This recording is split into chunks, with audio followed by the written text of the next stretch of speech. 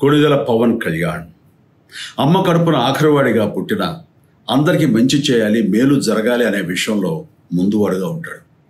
తన గురించి కంటే జనం గురించి ఎక్కువగా ఆలోచించే మనస్తత్వం నా తమ్ముడు కళ్యాణ్ బాబుది. ఎవరైనా అధికారంలోకి వచ్చాక ప్రజలకు ఏదైనా చేయాలనుకుంటారు.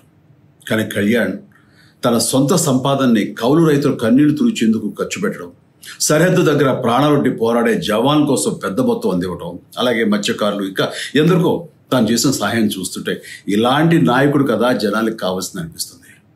ఒక రకంగా చెప్పాలంటే సినిమాలోకి తను బలవంతంగా వచ్చాడు, రాజకీయాల్లో మాత్రం ఇష్టంతోనే వచ్చాడు. ఏ తల్లికైనా తన కొడుకు కష్టపడుతుంటే గుండె తరుక్కుపోతుంది. అలాగే ఏ అన్నకైనా తన తమ్ముడు అనవసరంగా మాటలు పడుతుంటే బాధ వేస్తుంది. అలా బాధపడుతున్న నా తల్లికి ఈ అన్నయ్యగా ఒక మాట చెప్పాను. నీ కొడుకు ఎంతోమంది తల్లుల కోసం, వాళ్ళ బిడ్డల భవిష్యత్తు కోసం చేసే యుద్ధం అమ్మా ఇది. మన బాధ కంటే అది ఎంతో గొప్పది అన్నాను.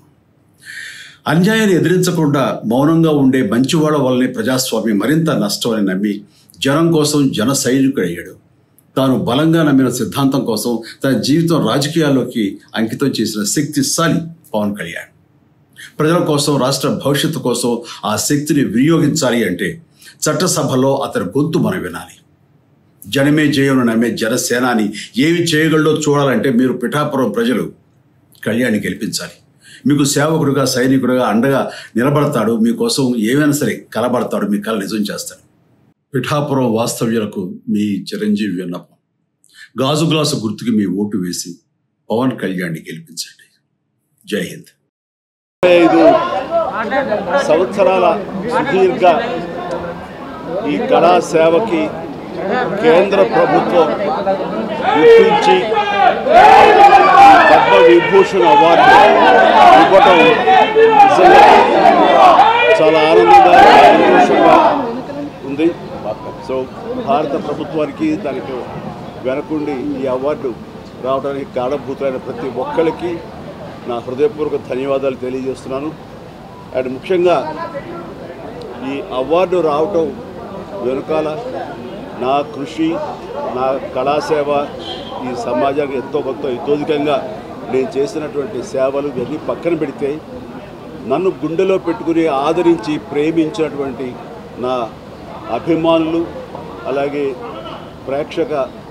ప్రేక్షకులు, అలాగే నాకు ఎన్నో అవకాశాలు ఇచ్చి ఈ రోజున నన్ను నేను ఇలాగా తీర్చిదిద్దుకోవడానికి కారణభూతమైనటువంటి నా డైరెక్టర్స్కి, నా నిర్మాతలకి, నా ఇతర టెక్నీషియన్స్కి, ప్రతి ఒక్కరికి, ఎవరైతే దోహదపడ్డారో ప్రతి ఒక్కరికి నేను ధన్యవాదాలు తెలియజేసుకుంటూ, ఈ అవార్డ్ ఇదంతా వారి సహకారం, నేను ఈ ఎత్తుకు ఎదగడానికి కారణమైనటువంటి వారందరిది. కాబట్టి ఈ సందర్భంగా మరొకసారి నా సంతోషాన్ని తెలియజేసుకుంటూ నేను ధన్యవాదాలు తెలియజేసుకున్నాను. Thank you so much. ఏ టైంకి ఏం రావాలో అది వస్తుంది తప్ప అది రావాలని ఆశ పెడితే వచ్చేది కాదు. ఏమండి, నిజంగా ఇది వారికి ఎంతైనా రావడం సముచితం, రావాలని నేను కూడా మనస్ఫూర్తిగా అభిలషిస్తున్నాను, రావాలని కోరుకుంటున్నాను. ఏపీలో కూటమి ప్రభుత్వం అధికారంలోకి వస్తే ఆ దిశగా ప్రయత్నాలు చేస్తారు సార్. అది ప్రభుత్వ పరంగా చేస్తే కనుక త్వరితగతిన ఇది సాకారం అవుతుంది. అండ్ డెఫినెట్గా ఎంతైనా సరే అటు ఎంజీఆర్ గారికి వచ్చినప్పుడు వీరికి రావడం కూడా అంతకంత సముచితం అండ్ అది ఆనందదాయకం. దానికి నేను ఎదురు చూస్తుంటాను, నేను కోరుకుంటున్నాను రామారావు గారికి భారతరత్న రావాలి. ఏమా, నేను రాజకీయాలకు అతీతంగా ఉన్నాను అనుకోవచ్చు. తర్వాత పిఠాపురానికి నేను వెళ్ళటం లేదండి, అది ముందుంచేది. ఇది మీడియాలో మీరు ఎందుకో స్పెక్యులేట్ చేశారు, అది మీరు పెంచి పోషించారు దానికి సమాధానం చెప్పాల్సిన అవసరం నాకు లేదు. నేను వెళ్ళటలేదు. బాబు, మా కళ్యాణ్ బాబు దాన్ని రమ్మని ఎప్పుడూ కోరుకోలేదు. నా కంఫర్ట్ వదిలేస్తాడు. అండ్ తను బాగుండాలి, తన జీవితంలో అనుకుంది కొన్ని సాధించాలన్న అభిలషిస్తాను. నేను నాకు ఆశీస్సులు అందజేస్తాను. దానికి నేను తనతో పాటు నేను ఉన్నాను అని చెప్పేందుకు మొన్న ఒక వీడియో బయట ఇచ్చాను.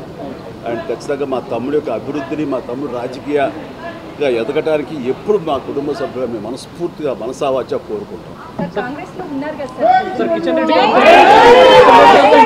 5 సంవత్సరాల సుదీర్ఘ ఈ కళా సేవకి కేంద్ర ప్రభుత్వం గుర్తించి పద్మ విభూషణ్ అవార్డు ఇవ్వటం నిజంగా చాలా ఆనందంగా సంతోషంగా ఉంది. సో భారత ప్రభుత్వానికి దానికి వెనకుండి ఈ అవార్డు రావడానికి కారణభూతులైన ప్రతి ఒక్కరికి నా హృదయపూర్వక ధన్యవాదాలు తెలియజేస్తున్నాను.